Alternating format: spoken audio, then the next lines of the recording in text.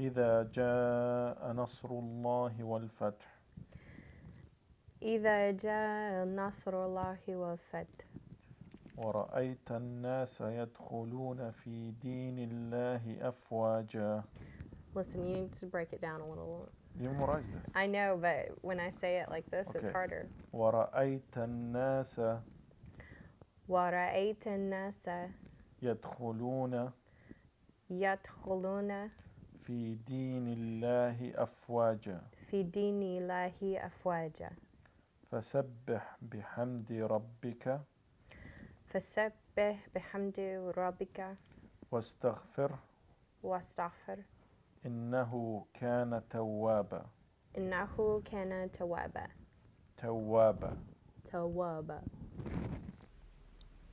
My name is Nicole Queen. I grew up in coastal Louisiana until I was about 8 years old. I then moved with my family to a small town south of Dallas, Texas. My family attended a fundamental Baptist church, which built a strong foundation of religion inside of me. My parents were not very religious. They considered themselves free thinkers. They believe in God, but like most American people, they don't really live their lives for God. My grandparents were more religious and instilled in me a strong religious foundation.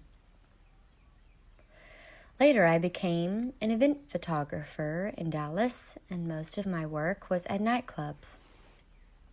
My job was very similar to that of a paparazzi, taking pictures of celebrities, athletes, and other famous people while they attend parties.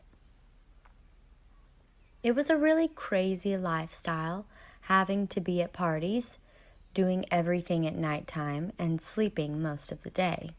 Not a peaceful lifestyle at all. I felt a lot of emptiness living this kind of life, being surrounded by people who are greedy. I was always looking for peace, looking for a purpose. People were always telling me that I had an awesome life, but I realized that I was surrounded by people who don't care about anything important. They don't even know what's going on outside of their bubble. During those years working as an event photographer, I was always feeling an urge for God inside of me. I remember how I was always trying to figure out what I was looking for.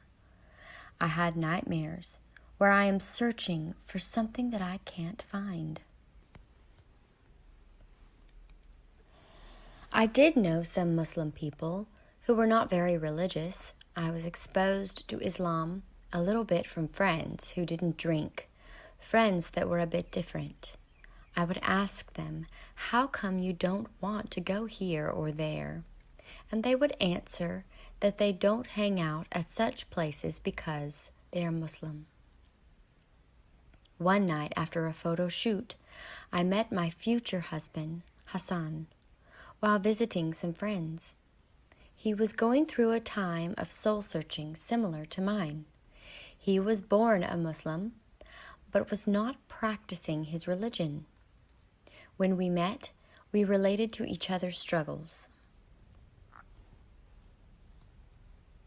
Hassan was talking to me about Islam and suggested that I take classes to learn about the religion. I started noticing that the Muslim people that I was meeting have discipline and purpose in their lives. They stand out amongst everyone else as, "You are all drinking, you are all partying and dressing this way, but not us." When I started learning about Islam, I got addicted to it. I would stay up all night watching YouTube videos about Islam, especially those of Yusuf Estes. The more I learned about the foundation of Islam, the more I felt it was exactly what I needed. I needed something strong to tell me, "You have to stop living this crazy life if you want to have more purpose." When I started converting to Islam, it was a long transition. It seemed like a roller coaster at the time. It seemed like everything was happening all at once. It felt like a big blur. Now looking back, I see that I made a good transition and took steps. One step was I needed to know the foundations, the pillars, the basic belief system, and make sure it was something I can believe in.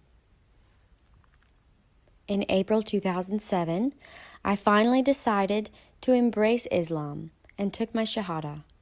My life has been transformed since then. I wear the hijab now, and I'm a member of the Muslim American Society. Islam and Christianity are so close that for me coming to Islam was like home away from home. These days, me and my husband Hassan, we live busy lives working in the heart of Dallas.